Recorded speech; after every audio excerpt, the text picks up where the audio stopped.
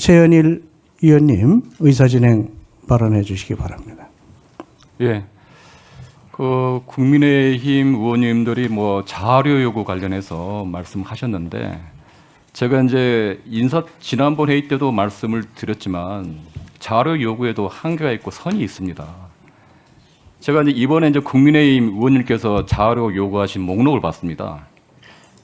김민석 후보자의 자녀의 성적표, 학생기록부, 전 배우자의 출입국 기록, 외국환 신고 필증.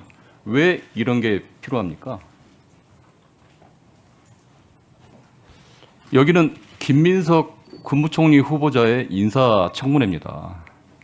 지금 국민의힘 의원님들이 그 요구한 자료 중에는 물론 상식적이라고 할 수 있다고 보는 그런 자료도 있겠지만 무리하고 또 비상식적인 그런 요구들이 허다합니다. 그리고 나서 뭐 자료 제출이 안 됐다고 그렇게 말씀하시는데 청문회와 전혀 관계없는 자료, 또 후보자가 도저히 알 수 없는 자료, 또 차마 물어보기도 민망한 전 배우자에 대한 민감한 정보, 후보자 본인에게 자료 요구를 해놓고 제출하지 않는다고 몰아세우고 법적 조치를 운운한다는 게 겁박하고 이게 정상적인 청문회입니까? 망신 주기, 흠집 내기를 하자는 게 아니지 않습니까? 인사청문회법 제12조에 의하면 인사청문과 직접 관련된 자료만 요구할 수 있고요. 뒤집어 말하면 청문회와 관련 없는 자료 요구는 거부할 수 있다는 겁니다.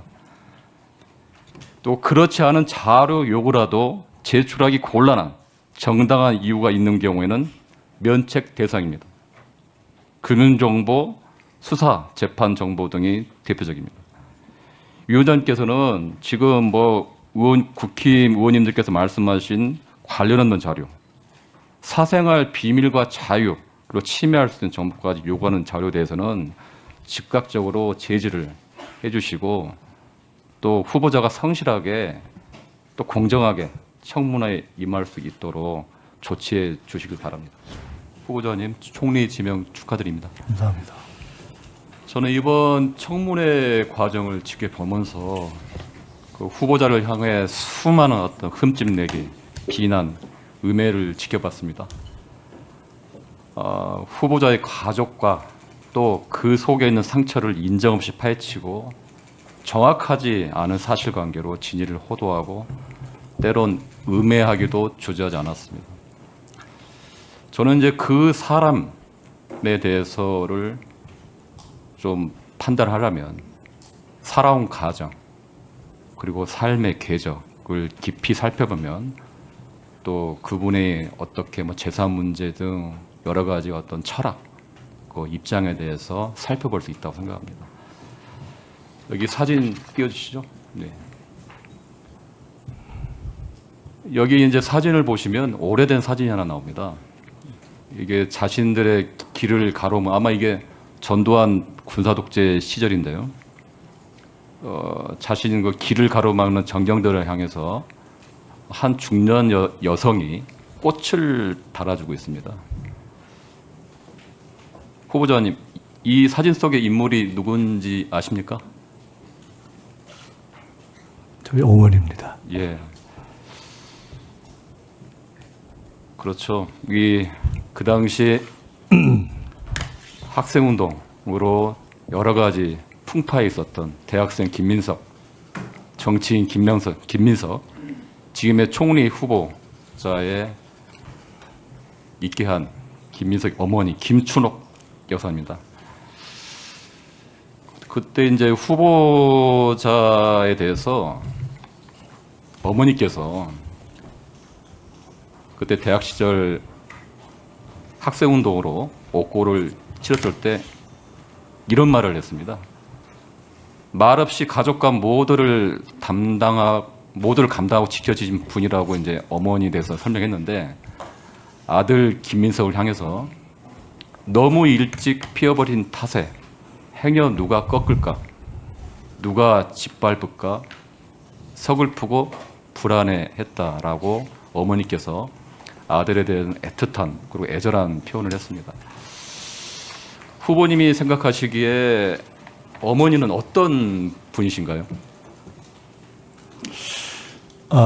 이제 95이 되셨는데요. 평범한 주부셨고, 제가 학생회장이 되면서 구속이 되자, 다른 모든 어머니들이 그렇듯이 그 아들을 응원하는 마음으로 뛰어다니시다가 구속학생 학부모 협의회, 민주화운동 가족협의, 그 민가협이라고 불러지는 그 두 단체의 초대 회장이 되셨고, 우리 박종철 열사 부모님들을 만나서 박종철 열사 관련한 일들을 처음에 세상에 알리도록 그렇게 하신 분이십니다. 그래서 원래는 평범한 어머니셨는데 시대의 흐름 속에서 그냥 그렇게 활동을 하시고, 저 사진은 제가 기억하기로는 87년 6월에 전경들에게 꽃을 달아주시던 그 사진으로 저는 그때 감옥에 있었기 때문에 나중에 들었습니다. 그 어머님 김춘호 여사님 같은 경우는 이제 아까 정경들한테 아들 김민석처럼 생각해서 꽃을 달아줬다고 봅니다. 그래서 어머님은 우리나라 그 민주화 운동의 산 증인이고요. 아까 이제 얘기했듯이 민가협을 설립해서 초대 의장을 지냈고, 박정철 고문치사 사건도 그 이후 이제 기념사업회를 설립하고요.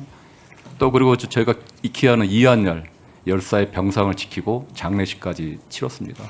어떻게 보면 한 역사의 산 증인입니다.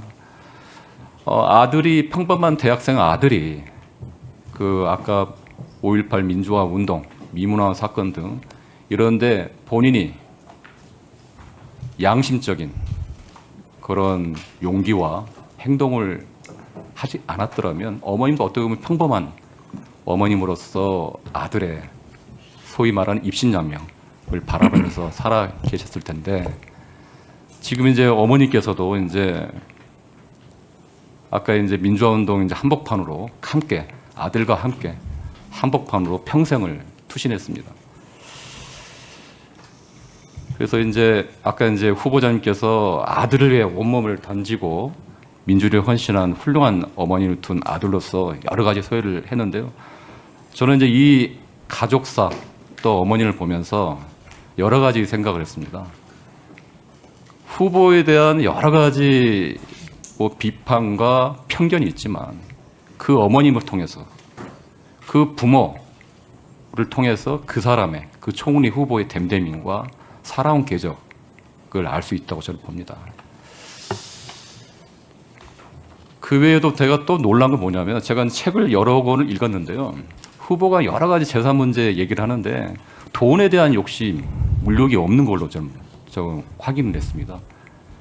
예전에 보니까 15대, 16대 국회의원 지난 시절에 외국에서 초청한 경우를 제외하고는 국외 차원의 외국 출장을 한 번도 가지 않았는데 사실인가요? 뭐 그게 꼭 특별히 의미가 있는 건 아닌데 개인적으로 뭐 그때는 그랬습니다. 예. 그러니까 의원 생활 6년 동안 나라 돈 쓰는 것이 싫고 국회 차원의 의원은 거의 한 번도 안 해서 상당히 청렴한 그런 정치 행보를 했고요. 또 하나 놀란 게 1999년도에 상당히 파격적으로 신사복 광고, 거의 그 당시 모델료로 2억 원을 받았는데 이거를 바로 결식아동 지원과 북한아동 결핵 지원에 다 기부했더라고요. 그거 간단하게 내용 좀 설명해 주실까요? 뭐 저 자세히 말씀드릴 건 아닌 것 같습니다. 예. 그냥 그런 일이 있었습니다. 예. 네, 그래서 예. 그런 일이 있었고요. 또 학생 시절 민주화 운동 하고 나서 투옥되고 나면 보상금을 받습니다. 민주화 보상금. 이것도 신청하지 않았죠? 예, 그 부분은 이번 대선 때 보니까 그 김문수 후보께서 그 이슈가 됐던 것 같은데, 그 한두 분만 본인이 말씀하신 건 아니고 어떤 유튜브에서 어떤 분이 그 김문수 후보나 한두 분만 그렇게 신청 안 했다 이렇게 했는데, 저를 포함해서 꽤 신청 안 하신 분들이 계셨던 걸로 알고, 저는 당시만 해도 국회의원이어서 국회의원으로서 충분히 명예를 누려서 제가 보상 신청까지 하는 것은 조금 절제하는 것이 좋겠다 싶은 마음에 그렇게 했습니다. 그때 했다면 한 1억 정도 이상 받았을 것 같습니다. 3년 이상 감옥에 있었기 때문에. 그 후보께 후보께서 이제 여러 가지 동정치, 어떤 장관이 입에 담고 있는 일을 하는데 지금까지 봤던 후보자의 살아온 삶의 기회가 한번 10년을 봤어요. 전혀 그렇게 재단을 통해서 특히 이제 훌륭한 어머님의 숭고한 사명을 사실 올곧게 후보를 하왔고요. 또 보니까 이제 백봉 신사당을 3번 받았어요. 그래서 후보는 돈에 대해서 상당히 결격적인 경계심을 갖고 살아왔어요. 그래서 여러 가지 어떤 재산이나 금전에 대한 어떤 지적이나 이런 거는 상당히 오해가 편견이다. 네, 최현일 의원님 수고하셨습니다. 지금 후보의 이제 학력 프로필을 보면 이제 서울대 사회학과를 졸업하고 이게 이제 외국에서 하버드 케네디 스쿨 행정학 석사 94년부터 95년, 그 칭하대 또 석사를 마쳤고요. 또 로스쿨 뉴저지 주립대 법무 박사, 그래가지고 로스쿨 국제 변호사를 땄습니다. 아마 이게 웬만한 그 대학, 유수한 대학의 교수 정도 돼도 이 정도 커리어를 갖는 사람은 없습니다. 그래서 제가 책을 보니까 정치의 길을 가지 않았더라면 교수가 되었을 것이다. 어릴 때부터 되게 학구열, 독서나 이런 걸 좋아했고, 아마도 제가 보기에는 이제 정치적인 풍파, 그리고 이제 그 최연소 15대 국회에서 최연소 국회의원 되고, 또 38세 때 서울시장 후보, 그 이후에 정치적 풍파로 인해서 늦깎이 이제 공부를 한 거다. 어떻게 보면 자의반 타의반이죠. 저는 뭐 여기 대한민국 국민 중에서 많은 뭐 회사원들이나 또 제 주변에도 마찬가지입니다. 주경야도 가는 사람이 많아요. 낮에는 회사를 다니고 밤에 또는 주말에 또 석사나 또 박사를 다니는 사람이 많습니다. 공부를 하는 거 가지고 시비를 걸고 그 과정에 대해서 사소한 거 가지고 트집을 잡고 본질을 흐트린 그런 거는 아니라고 생각합니다. 그리고 뭐 이게 후보가 이제 학위를 이렇게 많이 딴 거에 대해서 하버드 케네디 스쿨이나 국제 변호사 딴 거에 대해서는 전혀 또 언급이 없어요. 그거에 대해서는 또 뭐 이렇게 시비를 걸 게 없으니까. 근데 칭화대 같은 경우는 제가 보니까 그 당시에 후보가 국내에서 정치인으로서 활동을 하고 있었습니다. 그렇기 때문에 칭화대 정도는 비행기 거리로 2시간 정도 되니까 북경까지 이걸 현실적으로 가능했고요. 제가 출입국 구록을 이제 분석해 보니까 김희정 의원님은 26일이라고 하겠는데 체류 제가 보기에는 143일. 후보님 맞죠? 143일 정도. 네, 실제 되고요. 치료 기간은 그렇습니다. 출입국은 한 29회 정도 했고요. 이게 지금 팩트고요. 왕복을 1일로 치는 계산법으로는 그렇게 숫자가 나오고 예. 실제 체류 기간을 하는 계산법으로는 지금 100일이 넘는 계산법이 나와서 지난번에 마치 법원에서 예. 일로 계산하냐 시로 계산하냐 뭐 그리고 이런 식으로 보시면 제가 됩니다. 하버드 케네디 스쿨이 얼마 어려운 대학입니까? 그리고 미국에서 로스쿨 다니기 얼마나 그 정도 능력이면 칭화대 정도는 가능하죠. 그리고 후보께서는 미국과 중국에서 동시 국제적인 감각을 기르고 또 여기까지 왔죠. 칭화대 같은 경우는 지금 세계 대학 순위 10위입니다. 중국의 최고 명문 대학입니다. 이런 대학에서 석사학위를 아무나 줍니까? 커리큘럼이나 수업이나 이런 시험도 상당히 엄격하기로 유명한 대학입니다. 그래서 후보자 같은 경우는 지금 어떻게 보면 그 당시 정치인으로서 국내에서 활동하면서 짬짬이 시간을 내가지고 국내로 오가면, 물론 이제 어려울 때는 학교 측에 양해를 구하고 했겠죠. 그렇게 해가지고 동시에 한 겁니다. 이걸 오히려 칭찬하고 격려하고 또 이거를 붙돋아줘야지 그걸 시비거리 된다는 거는 이건 청문회 본질에 안 맞는 것 같고요. 그 제가 보니까 또 아까 보니까 저기 칭화대에서 2007년 3월달 입학해가지고 2010년 6월달에 논문을 제출했고 그해 7월달 졸업했습니다. 공식 졸업 확인서가 증명하고 있고요. 아까 후보자 경력 기재 관련해서 실제 2007년에서 2010년에 석사관이 있었지만 2020년 선거 공부에는 석사 기간을 2009년부터 2010년까지 기재했습니다. 아마 이게 선관위 안내에 따라서 그러신 거 아닌가요? 그렇습니다. 예, 석사학위 받기 위해서는 반드시 거쳐야 하는 필수 학위 과정이 있는데 선관위 통상 이 기간을 뺀 순수 석사 과정을 기재한 겁니다. 요거는 선거를 치르는 사람은 다 상식입니다. 상식. 그래서 더 이상 이런 문제 가지고 시비를 거는 거는 청문회 본질에 맞지 않다 저는 생각하고 어떤 늦깎이 정치인의 학구에 대해서 폄훼하거나 평가절하하는 거는 더 이상 해서는 안 된다 저는 생각합니다. 다른 질문하겠습니다.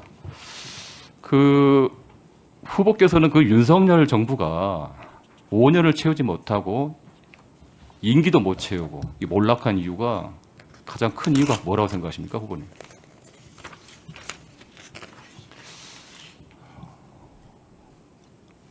망할 짓을 했기 때문 아닌가 이렇게 생각합니다. 예, 그렇죠.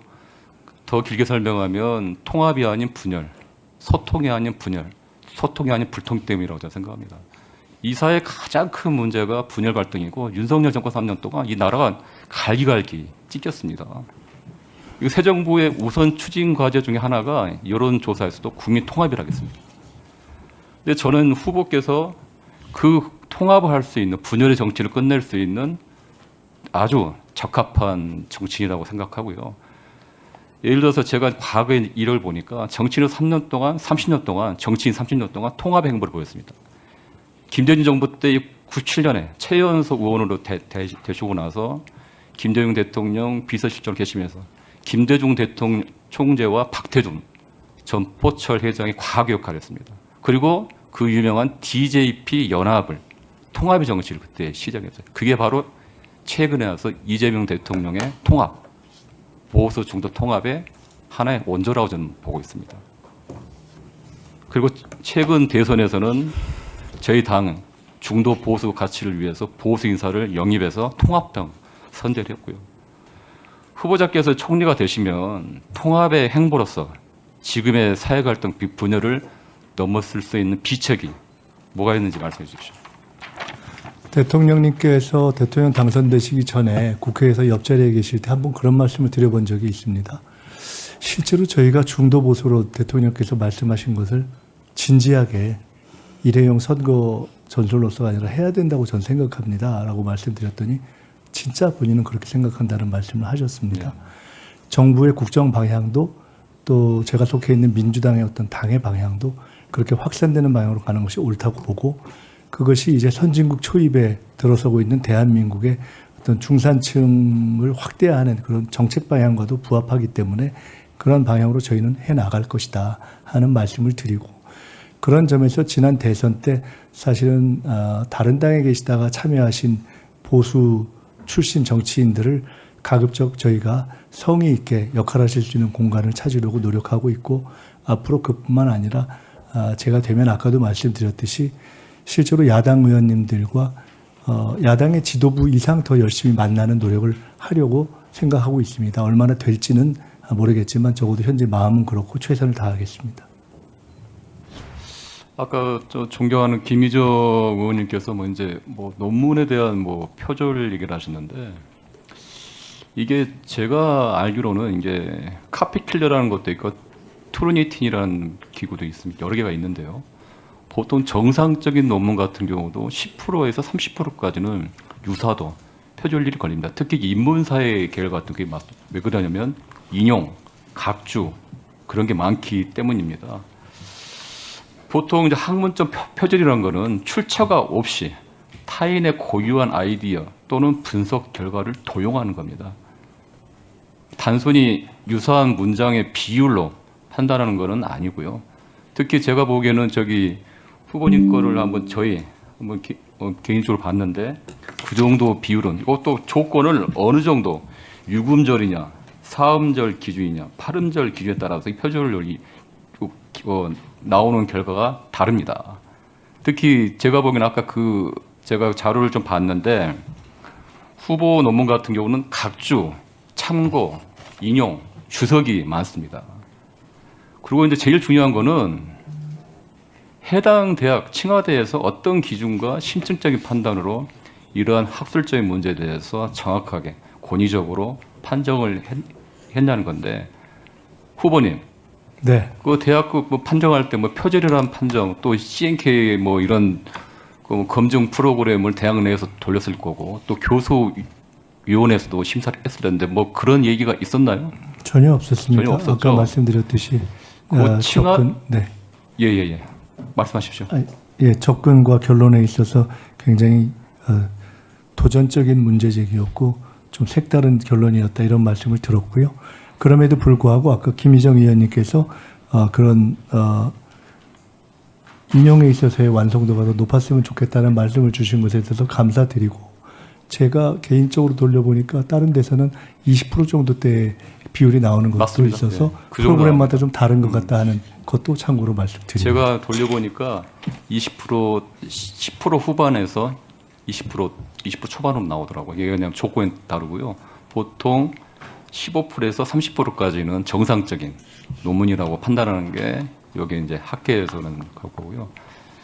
그리고 중요한 거는 이러한 게 탈북자 인권 문제라는 논문 취지입니다. 이게 본질을 봐야지 항상 그 겉다리를 그런 언급함으로써 이렇게 하는 거는 좀 아닌 것 같고요. 청문회에서. 특히 이제 후보 같은 경우는 이제 외국인 학생이라서 칭화대 같은 경우는 외국인 뭐 북미나 유럽에서 온 학생들이 많았기 때문에 영문으로 본문을 보니까 92%가 영문이고요. 8%가 중국어입니다. 그 이제 문제가 됐던 그 도북 자르는 것도 영어로 North Korean Defector, 한국말로 북한 이탈 주민, 짧게는 탈북자입니다. 그런데 중국에서 혼용돼서 쓰는 단어 중에 하나가 도북자입니다. 도북자. 그 용어를 아마 이제 번역하는 과정에서 아마 썼던 것 같습니다. 그 당시에 아마 그런 단어를 많이 썼던 것 같고요. 그래서 제가 보기에는 이게 후보가 있던 그런 단어 몇 개, 내용과 맥락은 보지도 않고 후보자가 진짜 이거 중국과 한국을 왔다 갔다 하면서 땀과 노력이 담긴 논문입니다. 이걸 가지고 뭐 색깔론이니 아니면 이런 거 한다는 거는 그건 저 도의가 아니라 생각하고요. 특히 이제 탈북자 인권 문제 개선책을 모색한 취지에서 글에 이런 구절이 나옵니다. 중국과 유엔 난민국의 협력이 핵심이다.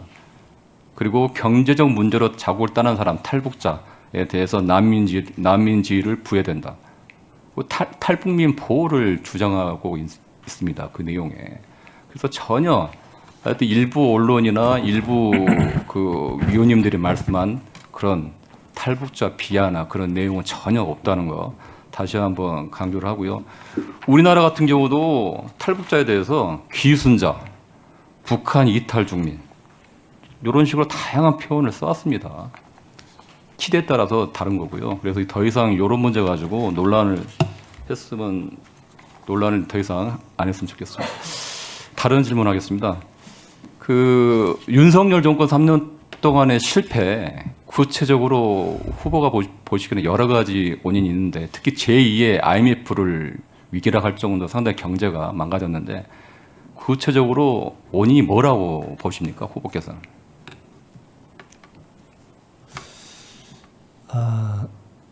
사실 우리나라 같은 이 무역과 수출이 중요하고 중규모 국가의 경우에는 국가의 전략적 기능이 저는 굉장히 중요하다고 봅니다. 산업화 과정에서 박정희 대통령이 그랬고 IMF 극복 과정에서 김대중 대통령이 그랬고 그 한미 FTA 구축 과정에서 노무현 대통령이 그랬고 사실은 국가가 전략을 어떻게 설정하느냐가 매우 중요합니다. 경우는 다르지만 노태우 대통령이 북방국가 전략을 쓴 것도 크게 보면 당시 경제 전략에 영향을 미쳤다고 봅니다. 그런 점에서 본다면 윤석열 정권 또는 윤석열 대통령은 그런 의미에서의 경제를 살리는 국가 전략 내지는 집중력 또는 경제에 집중하려는 실질적인 대통령으로서의 행보 이런 것은 찾기가 참 쉽지 않고 좋은 평가를 하기가 참 어렵기 때문에 일단 대통령제 국가에서 대통령이 일을 안 하는데 어떻게 하겠습니까? 네. 그래서 거기서 모든 아쉬운 점이 있다. 그런 과정에서 또 우리 경제도 참 어렵고 그런데 누구도 이것을 내놓고 역동성을 가지고 살리도록 풀어나가는 그런 구심이 형성 안 된 채 지난 3년, 가장 어려운 3년, 가장 중요한 3년이 지나간 것이 우리로서는 뼈아프고, 그러나 그렇기 때문에 지금이라도 집중해야 한다, 이렇게 생각합니다. 저는 이제 후보가 가는 이 강점이 이제 많다고 생각합니다. 국제적인 감각, 그 전략적인 판단, 그리고 통합 능력, 그리고 소통 능력, 그리고 약자에 대한 공감 능력. 그 중에서 가장 중요한 건 제가 보면 위기관리 능력이 좀 많다고 좀 봅니다. 후보께서요. 새로운 국무총리는 그 이재명 대통령의 국정 파트너로서 국가도 통합하고 위기를 관리할 준비된 리더십이 필요합니다. 제가 이제 후보의 이제 경력을 보다 보면 세 가지를 이제 볼 수 있을 것 같아요. IMF 외환위기 극복, 두 번째는 코로나 위기 극복, 세 번째는 불법 계엄 저지입니다. 첫 번째 IMF 외환위기 극복. 1997년대 97년 그 김대중 대통령 비서실장으로 있으면서 초선에도 불구하고 IMF 비상경제대책위원회 대변인으로 활동하면서 IMF 극복하는데 결정적인 역할을 했습니다. 또 그 당시 국정조사 특위에도 참여를 해서 그러한 경험들이 아마 지금 민생위기, 제2의 IMF 위기를 극복하는데 큰 자산이 될 거라 생각하고요. 두 번째가 2020년부터 2023년까지 국회 보건복지위원장 있을 때 코로나가 있었습니다. 백신 공급 문제로 상당히 어려울 때 정부 청와대와 협의를 해가지고 사회적 거리두기 그리고 전국민 재난지원금을 필요성을 제일 먼저 주장한 걸로 알고 있습니다. 그리고 K 방역을 성공하고 그리고 WHO 글로벌 바이오 인력 양성 허브 이슈를 선도했습니다. 세 번째는 불법 계엄 저지입니다. 2024년 8월 17일 아마 대부분 사람들은 그 당시 국방위에서 후보께서 계엄이 있다는 것을 말할 때 다 저 본 의원도 좀 이해를 못했습니다. 근데 그게 통찰력입니다. 정치적 통찰력 보는데 국방장관 교체는 국지전, 북풍 조성을 통한 계엄령 준비작전이라고 최초로 공론화했습니다. 그리고 9월 달에는 계엄법 개정안을 대표 발의했습니다. 그리고 아까 후보께서 말씀하셨듯이 1985년 미 문헌 점거 농성이 2025년 빛의 혁명으로 이어진 것입니다. 저는 후보가 그동안 18년 동안은 그간 겪은 고초와 역경 그런 것이 결국은 준비된 리더십, 내공, 통찰력이라고 전문입니다. 그 책 속에 보면 이런 구절이 나옵니다. 정치인 이재명과 김대중의 삶이 닮았다. 지독한 개인의 고난의 개인사에서 쌓인 내공이 국가의 어려움 극복에 절묘한 자산이 됐다. 저는 이 구절이 김민석 후보에게도 정확하게 적용이 된다고 좀 생각합니다. 저는 하여튼 뭐 후보께서 제2의 IMF라고 이렇게 규정했을 때 IMF를 경험하고 그러한 자산이 아마 총리가 되시면 큰 역할이 되실 거라 생각하고요. 향후에 아마 후보자가 이제 국무총리가 되시면 이 제2의 IMF 대해서 어떤 강호로 이제 대비를 하고 뭐 구체적인 계획이나. 저는 김대중 대통령께서 IMF를 국민과 함께 정말 어려울 때 극복했던 것처럼 IMF보다 더 어려운 제2의 IMF지만은 이재명 대통령께서 국민과 함께 반드시 극복하고 돌파하고 위기를 극복해서 선진국으로 정착시킬 것이다라는 확신을 가지고 있습니다. 그리고 IMF 때 김대중 대통령과 보수의 지도자들이셨던 김종필, 박태준 이 지도자들께서 손을 잡고 어려운 시기를 함께 넘기셨던 것처럼 지금은 보수 정치를 해왔던 정치인들과 그것을 지지해왔던 국민들도 이 위기 극복을 위해서 최소한 2년 전력으로 저는 힘을 합쳐주셔야 될 때다 이렇게 확신을 갖고 믿고 있습니다. 그렇게 하면 위기는 극복될 것입니다. 그 과정에서 저는 작은 힘을 보태면서 참모장으로 역할하겠다 하는 생각을 가지고 있습니다. 그렇게 해서 위기를 극복하고 나면 또 저희는 K민주주의 또 K문화국가 이런 것을 가지고 세계에서 우뚝선 역할을 할 수 있을 것이다 이렇게 확신하고 있습니다. 그 팩트 체크를 좀 몇 가지 해보겠습니다. 그 새천년 NHK 주점 얘기 나오는데 그날 제가 알기로는 후보님께서 방송이 있어가지고 들리기 전이었던 거 잠깐 전화가 와가지고 좀 약간 불러서 들렸다고 했는데 그날 보니까 그 김성호 전 여의도 국민의힘 여의도 전 연구원 부원장이 인터뷰를 했는데 거기에 뭐 기사를 보니까 여 종업원이 과일을 깎으러 다가가자 자리를 피했고 종업원이 다가오면 자리를 피워 결국 나중에는 맨 끝으로 피신했다. 그리고 술판의 주범으로 엄청난 엄청난 비난을 받았다면서 상당히 안타까워했다면서 의원님께서 그날 상당히 여론몰이 희생자였다는 얘기를 합니다. 그 간단하게 좀 설명을 좀 해주시죠. 예. 뭐 길게 설명드릴 만한 말씀은 아닌 것 같고요.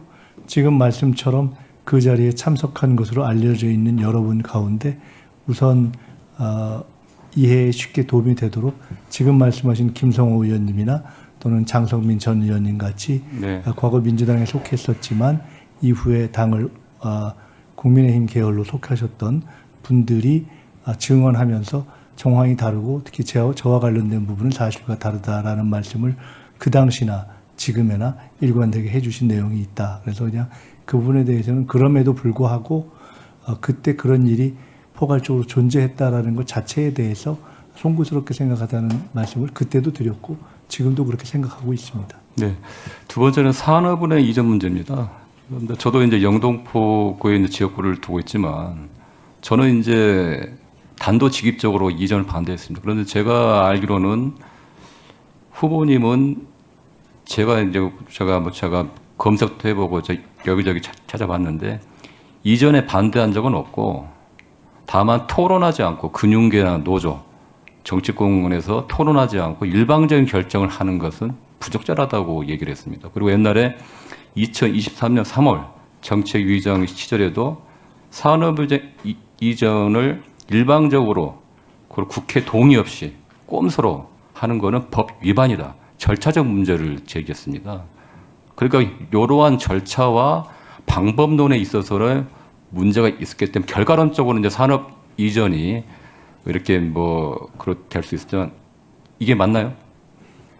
네, 그러한 조건과 절차를 갖추지 않는 방식의 이전 논의에는 반대한다를 압축해서 중간에 가로를 빼고 그렇죠. 뭐뭐 반대라고 압축한다면 그런 거 아니냐라고 네. 얘기할 수도 있겠지만 내용은 일관되게 그렇게 설명했고요. 지금은 더 중요한 것은 이미 대통령님과 새 정부가 공약을 한 사항으로 산업은행 이전 논의에서 담으려고 했던 부산뿐만 아니라 부울경 지역의 산업 지원과 현장 해당 지역의 젊은이들의 취업에 오히려 더 도움이 될 거라고 생각되는 동남권 금융공사가 공약으로 제기되어 있고 실현 가능성이 훨씬 높기 때문에 그 부분을 집중해서 논의하는 것이 훨씬 생산적일 것이다. 그것이 부울경 지역의 장래와 부울경 시도민들에게도 도움이 되는 일일 것이다. 자꾸 지나간 이야기를 갖고 이야기하는 것이 과연 도움이 되겠는가 이런 생각을 가지고 있습니다.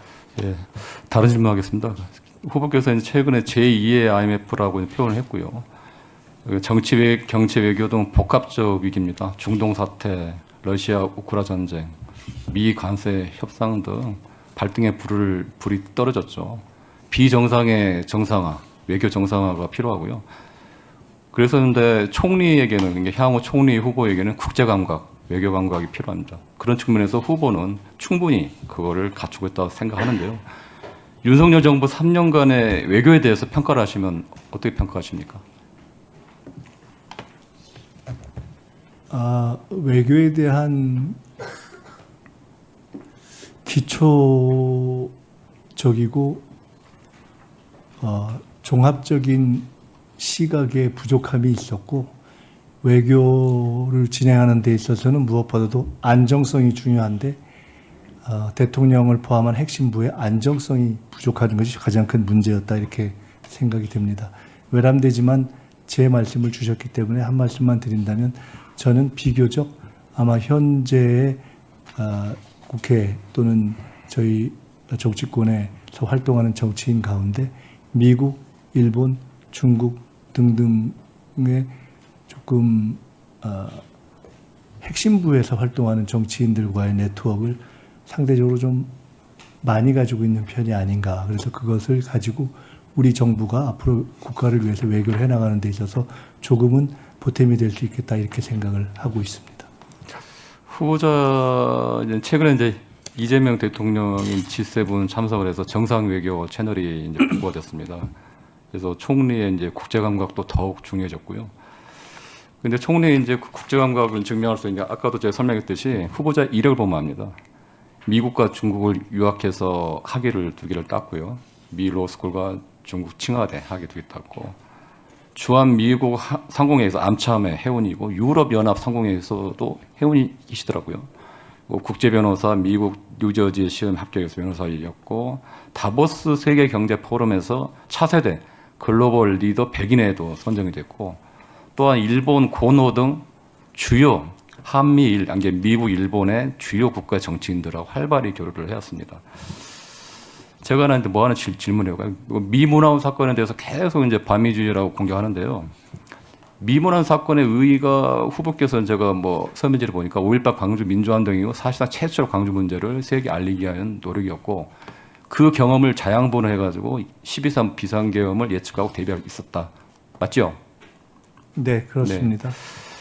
그때 제가 이게 책을 읽어보니까 여기 삼성에 보면 이런 얘기 나오더라고요. 어떤 미국에 있는 뭐 그 당시 연세대 학생회관에 파란 눈의 젊은 미국인 2명이 왔다. 그래서 학생들의 주장에 공감했다. 그리고 미 대사관 측에 면담을 주선했다. 그리고 이들의 도움으로 미 대사관 측에 학생들에 대한 음식물 제공을 기여했다. 이분이 누구죠? 네, 그 현재 국민의힘의 국회의원으로 활동하시는 인요한 그렇죠. 의원과 그 형, 존 린튼, 스티브 린튼 2분이 그때 20대였는데 와서 저희가 만났었습니다. 5.18 광주 민주화 항쟁은 반미냐 친미냐 그 문제가 아니라 진실을 밝히냐 안 밝히냐 그 문제였죠. 인권의 문제였습니다. 미문화원 사건에 대해서 지금 반미냐 친미냐라고 물어보는 것은 사실은 광주 민주화 운동이 폭동이니 아니냐고 물어보는 수준의 역사의식이 그렇습니다. 아닌가 저는 그렇게 생각합니다. 그 당시 인요한 의원이 이제 지금 국민의힘의 의원인데 학생들 문제 공감해서 도와줬고요. 인요한 그 당시 대학생이었던 인요한 의원이 그때 반미주의자였나요? 인요한 의원께서는 현재 국민의힘에 소속해서 활동을 하고 계시기 때문에 본인 나름의 정치관을 갖고 계실 것이어서 제가 그분의 대학생 시절의 생각까지를 또 말씀드리는 것은 적절치 않은 것 같습니다. 후보를 반미주의자라고 이렇게 비판하면요. 인요한 의원도 그걸 도와줬기 때문에 반미주의자라고밖에 논리적인 기결이 될 수밖에 없습니다. 그걸 공천한 국민의힘도 문제가 되는 거죠. 이게 이렇게 이런 식으로 이렇게 말꼬리 잡고 하면 더 이상 생산적인 논의가 안 된다고 저는 생각합니다. 이념도, 진영도, 지역도 상관없이 오로지 국민과 국가를 위해서 일하는 실용주의 정부입니다. 철저한 색깔론이나 이념몰이, 그게 바로 윤석열 정권의 몰락, 가치외교, 이념외교, 그것 때문에 몰락한 거 아닌가요? 네, 그렇게 생각합니다. 미문화원 사건과 관련해서는 아까도 말씀드렸듯이 그 가장 주역이라고 할 수 있는 함은경 위원장께서 국민의힘에 속해 계시기 때문에 그렇게 물어보시면 가장 그 의의를 잘 이해하실 수 있을 것이다 생각합니다. 윤석열 정권이 몰락한 것 중에 하나는 구시대적인 이념, 가치외교, 냉정적 사고방식, 반지성적인 가치외교, 이런 정치적인 이념적 편향 때문에 결국은 계엄까지 저질러서 나라를 두동강 낸 거라고 저는 생각합니다. 그 후보께서 보면 저서에 보면 세계 지도, 한국 지도를 옛날에 뭐 이제 독방, 한평남시 독방이 있을 때 지도를 벽에 거꾸로 붙여놨는데 그 이유가 뭐가 있나요?